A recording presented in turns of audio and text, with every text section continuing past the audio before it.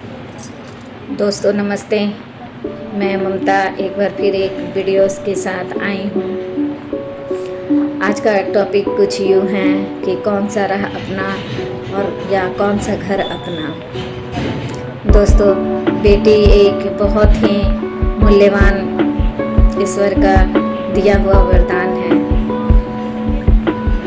लेकिन उनके जीवन में क्या ऐसे पड़ाव हैं जो उनकी मनोदशा से समझने की कोशिश की है मैंने।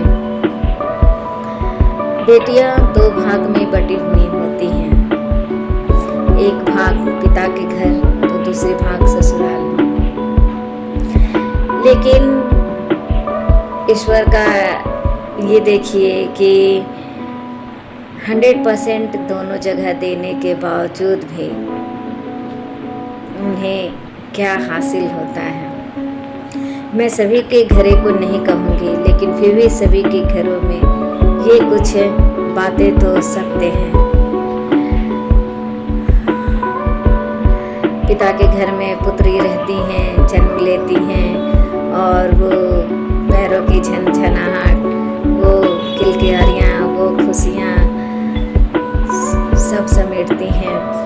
बच्चियाँ कभी अपने को ये नहीं सोचती हैं कि वो कभी किसी दिन दूसरे के घर चली जाएंगी।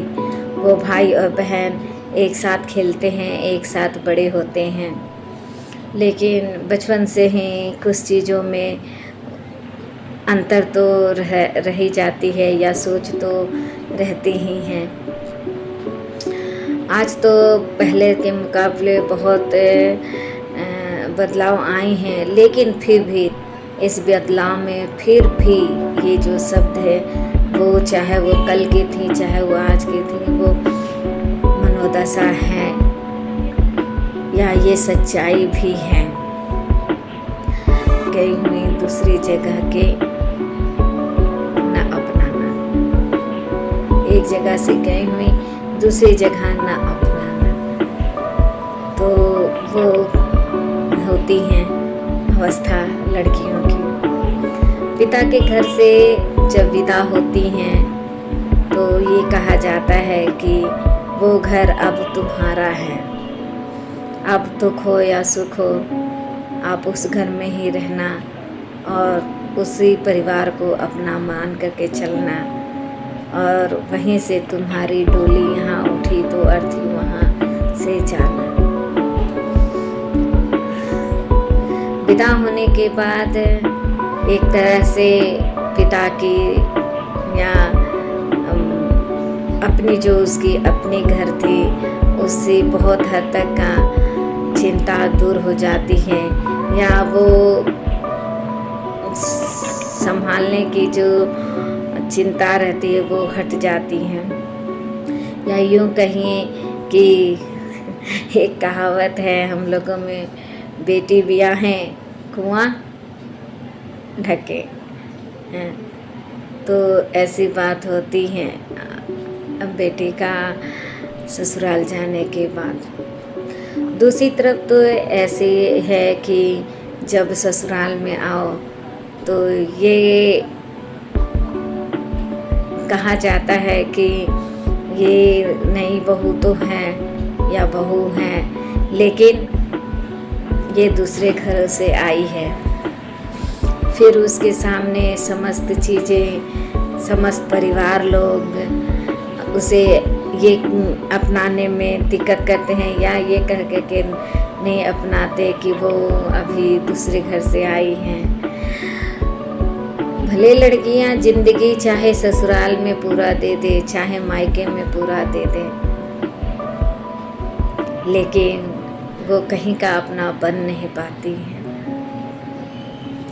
ये विडम्बना, ये विधाता का लेख, इसे कोई नहीं समझ सकता है सिवाय बेटियां को छोड़ के। ससुराल में रहते हुए बेटियां अपने मायके को हर पल याद करते रहती हैं, हर पल सोचते रहती हैं कि कैसे मिला जाए या कैसे रहा जाए।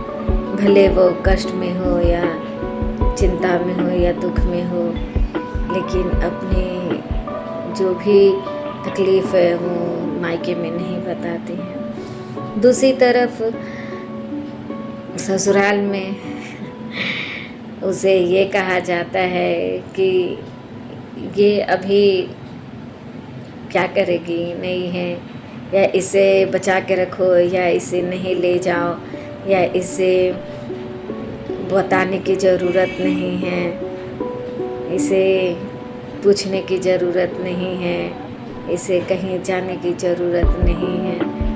तरह तरह की बातें जो होती हैं वो ससुराल से होती हैं। एक बात का अपनापन ज़रूर होता है मायके में कि बेटियां कुछ भी बात हो, चाहे वो गुस्सा हो चाहे वो प्यार हो, वो अपने मम्मी पापा को तो ज़रूर बोल देती हैं, लेकिन वो ससुराल में सास या और परिवार को नहीं बोल पाती हैं। क्यों?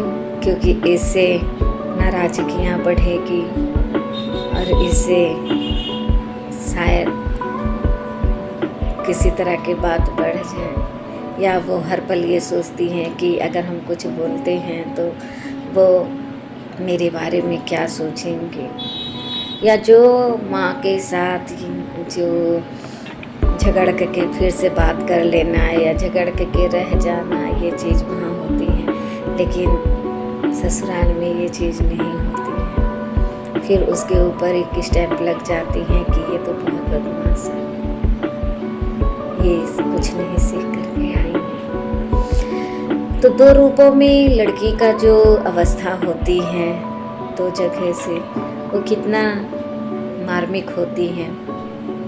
एक तरफ तो लड़कियां टोटल सब कुछ, कहाँ भी 25 साल रहना अपने पिता के घर में, और कभी ये ना सोचना कि वो उस दूसरी घर चली जाएगी, और फिर वो गली मोहल्ला, यहाँ तक कि अपने जन्मदाता, अपनी गुड़िया, अपने भाई, अपने वो सोने की बक्सा, अपनी वो यादों को सब कुछ छोड़ के वहाँ वो चल देती हैं,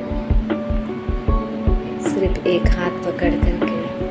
और उस एक हाथ के पकड़ करके जो निकल जाती हैं वो फिर वो निकल ही जाती है। उसके बाद बिटिया पलट कर के भी नहीं देखती हैं कि उसके जीवन में जो भी तकलीफ़ें हैं उसे वो कौन दूर करेगा। और ख़ास करके जब उनसे ये कहा जाता है कि तुम अब मेरे घर की नहीं हो, या कुंवारा में ही बेटियों को ये कहा जाता है कि बिटिया पराई धन होती है। तो जन्म के बाद बिटिया पराई धन होती हैं, जन्म के पहले पराई धन होती हैं। बिटिया ससुराल में भी पराई धन है, तो वो अपना किसकी होती है?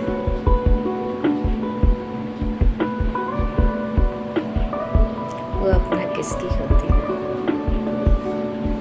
जब पति उसे कह देता है कि तुम तो बाहर से आई हो, तुम तो पराई हो, सब कुछ करते हुए, सब कुछ देखते हुए, छोटे समय में अपने वक्त को दे देना, अपने जीवन को दे देना, अपने खुशियाँ को दे देना, सब कुछ दे देना, और कुछ न पाना, सिर्फ इस आशा में कि वो एक दिन हमें अपनाएंगे या उनके परिवार हमें एक दिन अपनाएंगे।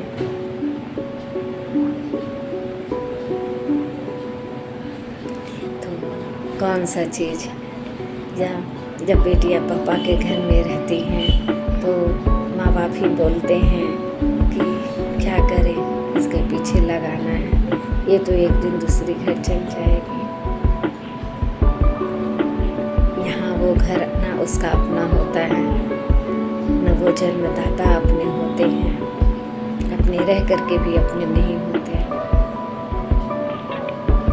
उनके मन में ये बात आ जाती है। यहाँ ससुराल में सास कहती हैं ये कौन सा घर है, या बड़े परिवार में हो तो ये कहा जाता है कि इसके तो अपने ये घर होने चाहिए, इसके तो अपने पैर जमे होने चाहिए। लेकिन इस बीच में क्या कभी कोई ये सोचता है कि जीवन भाग्य का क्या हासिल मिलती है, उसके क्या अधिकार मिलते हैं। तो ना ससुराल के घर अपने, ना पापा के घर अपने। तो ये बिटिया चाहे किधर, किस राह में जाए ये बिटिया, किस राह में रुके ये बिटिया। हवा में चलती आए एक अरमान लेकर बिटिया, और हवा से चल करके खो जाए अरमान इस बिटिया का। मेरे दोस्त, मेरे भाई, मेरी बहनें,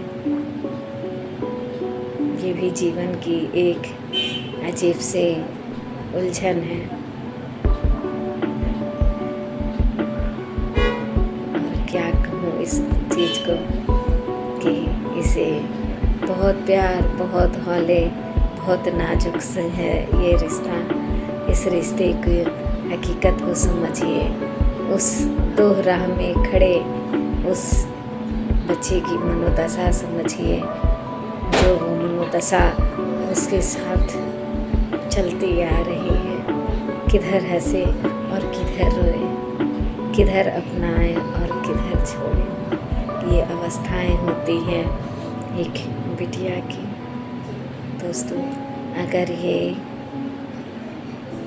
वीडियो में आपको अच्छी लगी हो तो ज़रूर से ये कमेंट्स करके के हमें बताएं कि ये कैसा है और इसमें क्या और अच्छा होना चाहिए। मैं आपकी बिटिया, मैं आपकी दोस्त ममता एक बार फिर आपसे विदा लेती हूँ और फिर दूसरी वीडियो में आपसे मुलाकात